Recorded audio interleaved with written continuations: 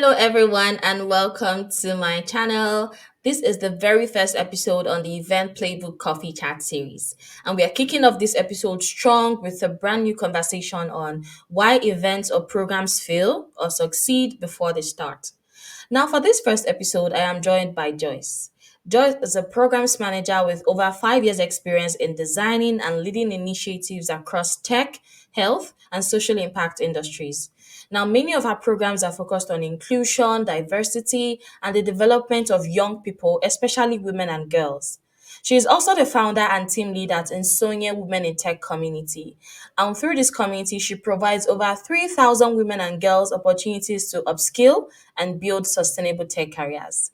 Joyce is also deeply involved in the development of a more diverse African tech space, especially for African women and girls, and she also shows this through her work and her platforms. I am so excited to have this conversation with Joyce. Now let's dive in.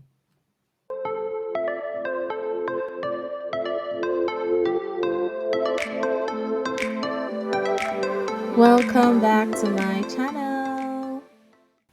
Hi, Joyce. Welcome. It's such a pleasure to have you here and to kick off the very first episode of the Event Playbook Coffee Chat. So, before we go on to having the conversation, it would be nice if you can introduce yourself and then we'll get started.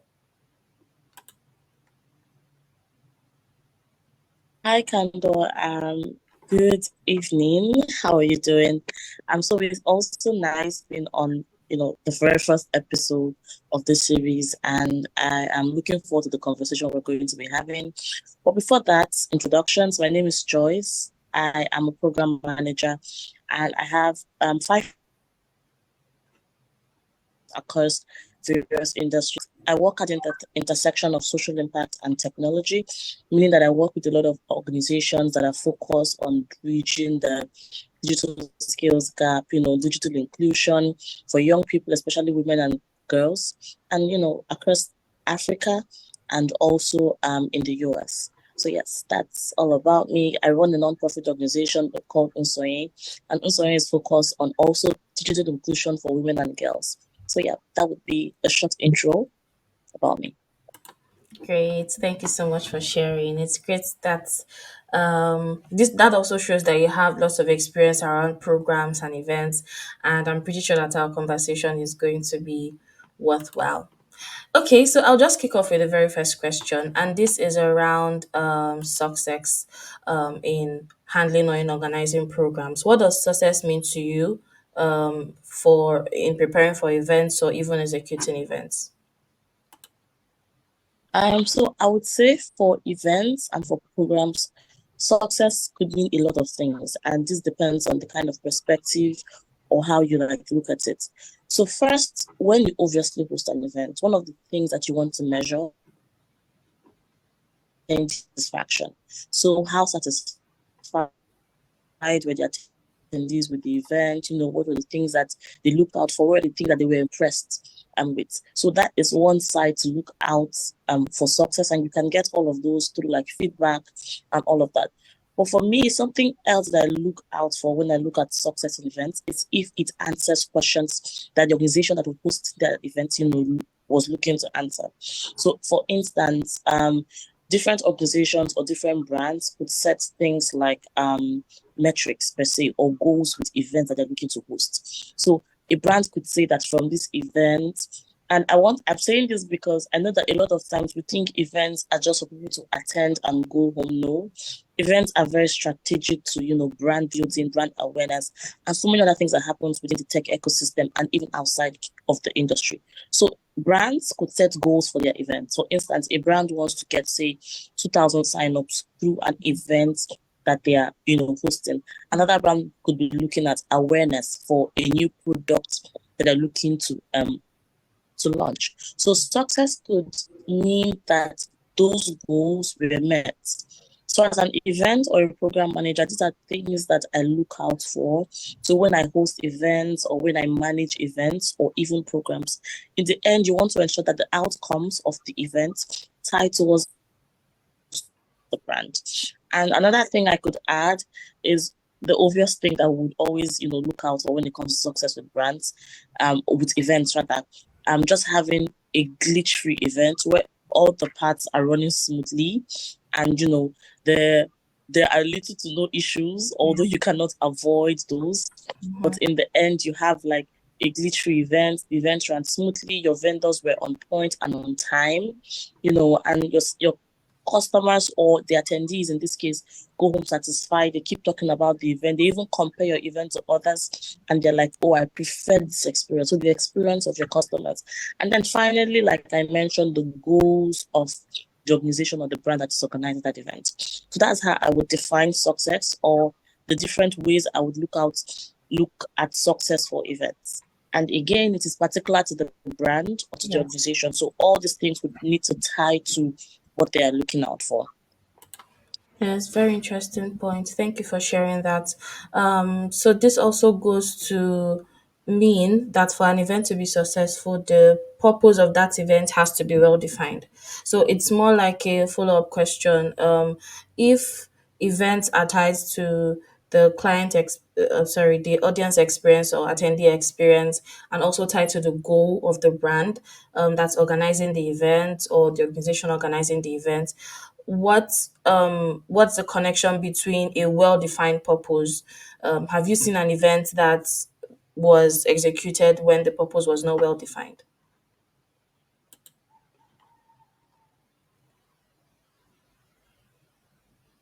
Okay, so just to answer that, I would say that in the end, we need to define purpose, whether it is with a program or with an event.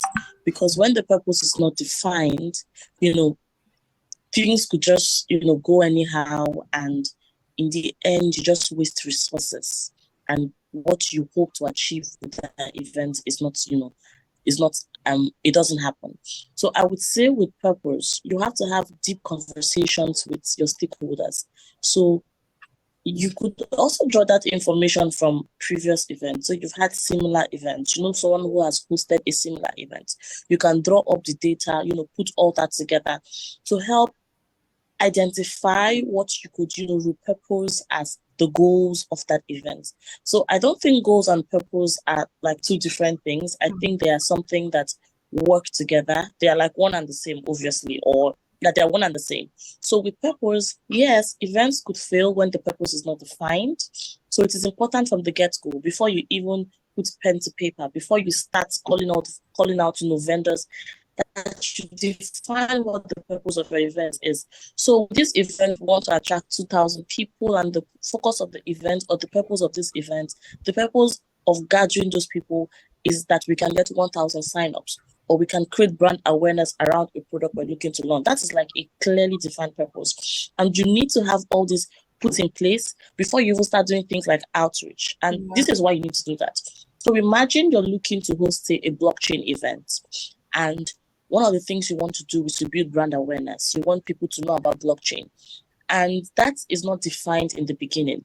You just have an idea that you want to host a blockchain event, and you don't clearly define the purpose or put down actual goals that you need to achieve with that event. What would happen is that you could even make mistakes with your speaker, list. Yeah. So you start reaching out to people because they have let me say, a lot of followers on social media, and they come to the event and they cannot communicate the message. So everything still ties down to the purpose, the experience of the attendees.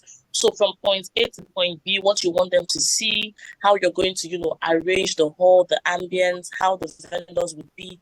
Those things are very intentional, and they're intentional towards achieving the goals or the purpose of that event or the program.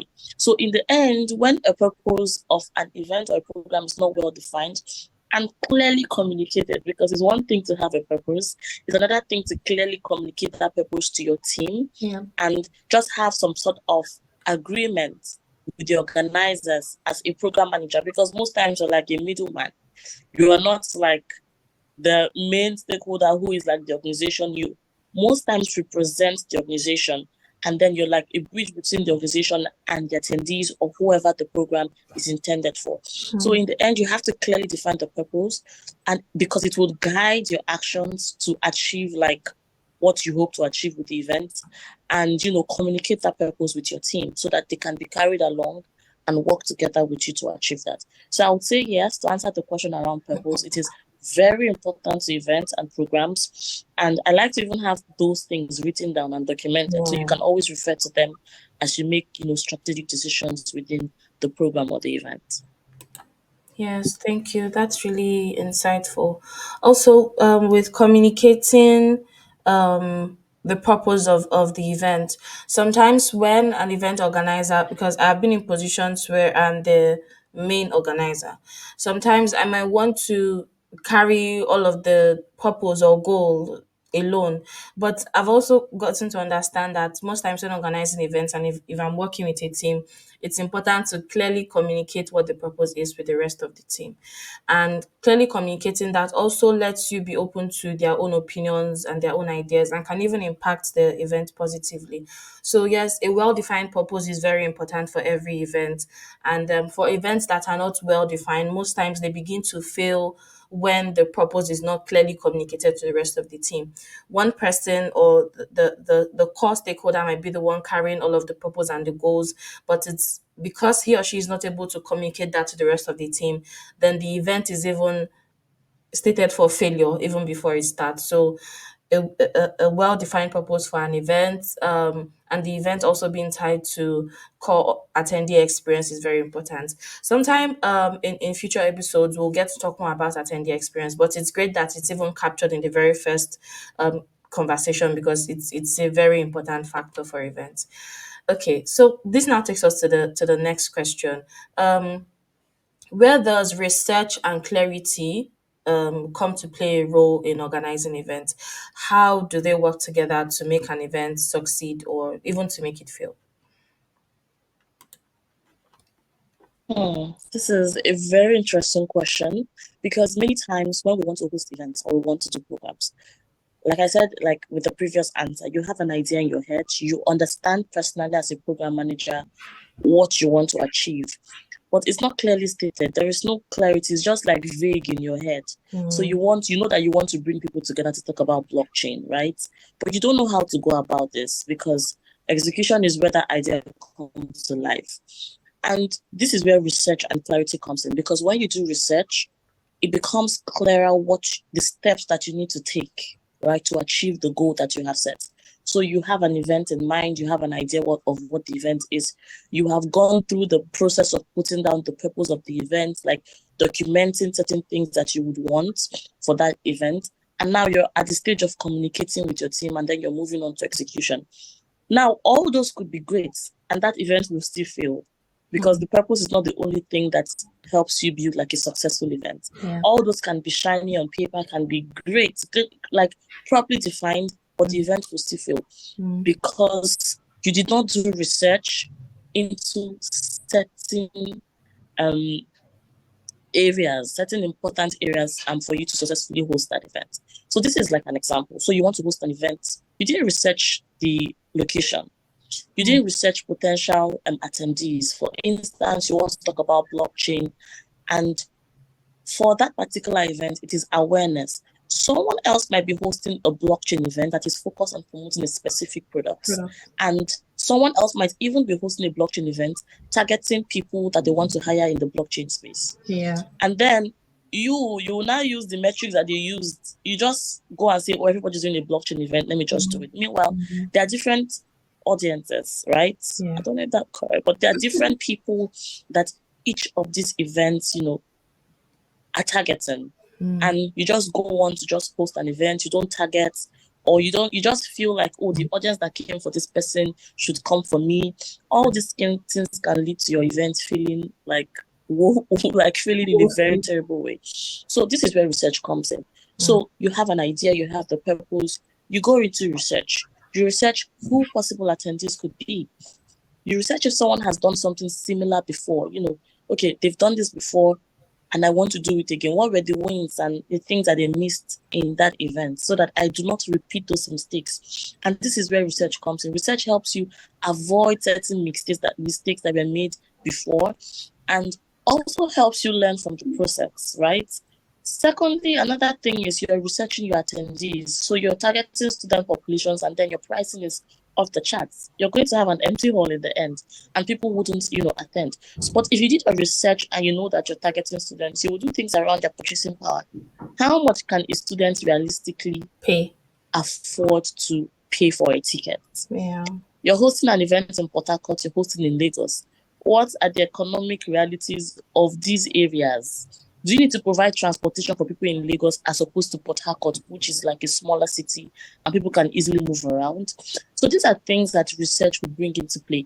And research can also help you reorganize your ideas. So, I wanted to host this event, and let me say on the island in Lagos, for instance. But I think that because I'm targeting students, they might not be able to move freely to the islands. I need to do it in a student environment. So even if from the beginning the rough idea was, I want to bring people together and I'm targeting students, but let's go to the islands. What research has done is that it has opened your eyes to the realities of your target audience and the goals or the purpose of the program. Because if you move to the island and people don't show up, come on, you've wasted resources, you've not met the goals or the purpose of the event. So what research has done in that instance is that it has helped you reorganize important aspects of the program that can lead to better success, of the program. So just to summarize, just so I don't talk so much, right? Research and clarity are extremely important. I think they are important as the purpose of the event, because you can have the purpose,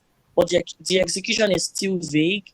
But research helps you put things into perspective, right? And just reorder certain things that can help you achieve the goals of the program or the purpose of the program or event, and also execute in a smoother way and in a faster way.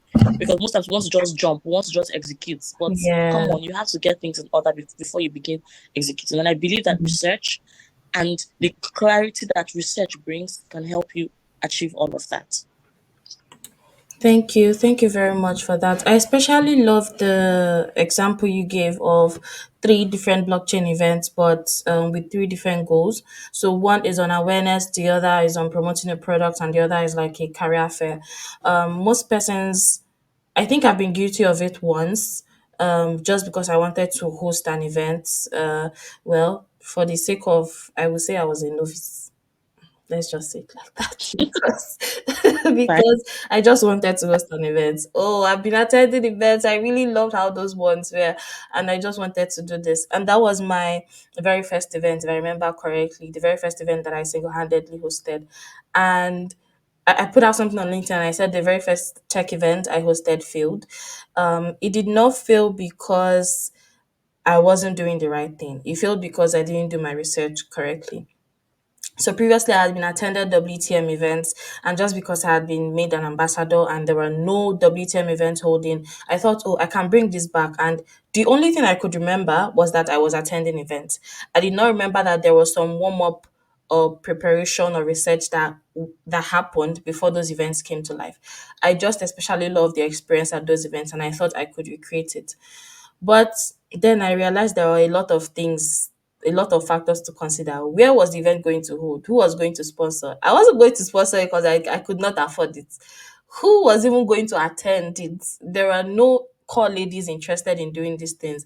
So that was when I took a step back and I had to start, having conversations, forming a group again, inviting them to attend. And with all my promotions, there are only about 16 persons that attended that event, and I was aiming for 50, 60 people will come, and I'm just going to be the spotlight. But that experience taught me to do better with research and clarity, to clearly understand why I wanted to host a program or host an event. And it has also helped me to make good decisions going forward with future events that I decide to host or organize. Great point. Okay. Yeah. You want to add Yeah, something? I just right? Because when I speak about these things, I also speak from experience, right? I run a non-profit organization, and I know the struggles we had with some of the events that we hosted, right? And all these are things that, in retrospect, we could have done better, to achieve better results. We've had events where we're aiming for 50 people, and we had less than 30% like of registered participants show up. Hmm. And it was one of those events was because of the venue. And if we had done proper research, we would have known that that was not a central area. for most of the people that were coming for that event. It was far. We would have considered things like transportation costs, and it would have saved us a whole lot because we had made preparations, we had cooked, done everything, and people didn't show up because of these factors that we had ignored. And this was something that research could have easily like fixed. So when I speak of these things, I speak from my experience and I speak to myself because I know that if I were to host an event now, obviously I know better. And I was just going to also add that we've all been in that situation where just because we want to host events. So it's International Women's Day. Everybody's doing something. We want to do something. And you just drown in the noise and you just host a half-baked event and people don't even show up. So I can totally relate to what you said. But again, we've all been there and obviously we have learned from our mistakes. Thank you very much for mentioning that. It's great that we both have had experiences that now shape how we look at events going forward. And I hope that this would also help future events managers or program managers who are looking to host personal events as well. Learning from experiences is one key way to make something work right. That has proved true over time. Okay, just so we can wrap up, it's been a very interesting conversation so far. But then for someone who is just starting out, who wants to make sure that their event is successful, who doesn't want to plan to fail but plan to succeed, even though failure is sometimes helps them learn, what are some questions they need to ask? What are some things that they need to do? Yes, for someone who's starting out. Okay, I think this is a very important question. And this is something that I have learned over time as a program manager, right? I know that events are also a part of what we do in program management, but the questions still tie down to everything that we do. So you want to host a program or you want to manage or you are managing a program or put in charge of a program. These questions are questions that I would ask myself, whether it is an event or a program. So the first thing is the what question. So what are we even doing? We want to host an event. They've communicated the idea to you at work, and we want to bring in 2,000 people. I don't know why I keep saying 2,000, but but we want to, they have glamorous ideas. We want to bring in 2,000 people. We want to talk about blockchain. That is the what, the beginning of the what, because you keep asking and asking until you have a very clear picture of what that what represents. So what is this event? We want to have a blockchain event where we bring in 2,000 people to talk about blockchain. Now, another question that you want to ask beyond the what, and this what is not just on the surface. So you keep probing and probing, like I said. So you have like clearly defined goals, maybe like 2 or 3 goals from the initial idea that you had. So you want to bring in people, you already have like 2,000 people as, a target. That is like, okay, this is what we want to do. But to talk about blockchain, what are we talking about? Are we talking about specific products? Are we talking about, careers in blockchain? What are the things that we want the event attendees to experience and go home with? So that would be the first question I think you can ask as an event, manager or a program manager coming or hosting your very first event. So the what question. The next thing for me, I think, is the who question, because once you have clearly defined purpose, you need to be very specific who you're going to be working with. Because if you miss out on having a great team, like I said before, no matter how glamorous, no matter how great that idea is or that purpose has that has been defined, you're going to have a failed event or an event that doesn't measure up to the goals that you have set. So the team is also very important. Who am I going to be working with? So who is going to be in charge of what? Who am I going to be working with? Once you have assembled possible people in your head, or you have even spoken to them and put down a list, what are their competences, right? So you know how to move around responsibilities and achieve like good results as a leader. Remember that you are just managing. You are not a god in quotes, right? You can't do everything by yourself and you need your team. So your team is very important in achieving the goals of the program. So the what question, the who question, the how question. So how is this going to be achieved? So I now have people I'm going to be working with. I understand what I'm going to be doing, and I have clearly communicated what I want to be doing with other people who are working with me. I'm aligned with my stakeholders, the organizers, the brands. So how are we going to go about this? Do we need money for this? How are we going to source for money? I don't want to say who again, but how are we going to source for money? How are we going to do outreaches? Like, what is the length of the program? How are we going to ensure that we achieve our goals on time within budget and that we reach out to whoever it is that we need to reach out to? So for me, these are the three key questions because every other question falls on that.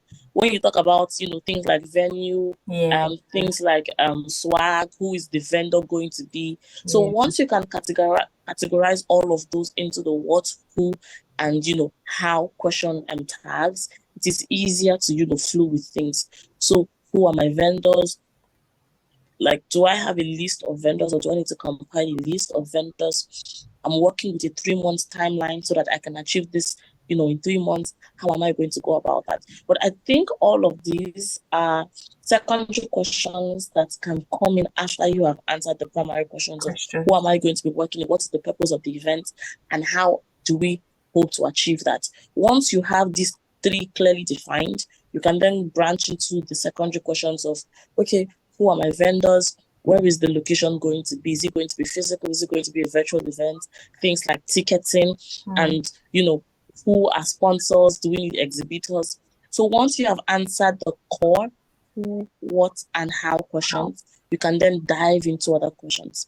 Because if you miss answering those first three questions, trust me, you're going to make a lot of mistakes. You're going to have a lot of misalignment Yeah. and you're going to attract the wrong crowd to your events. So, and to your programs in general as well, because sorry, I'm first a program manager. So I would always speak as, yeah, To events are program. programs in themselves. So we Yes. could, always say programs or, events. So that would be like my answer for anyone looking to host an event soon.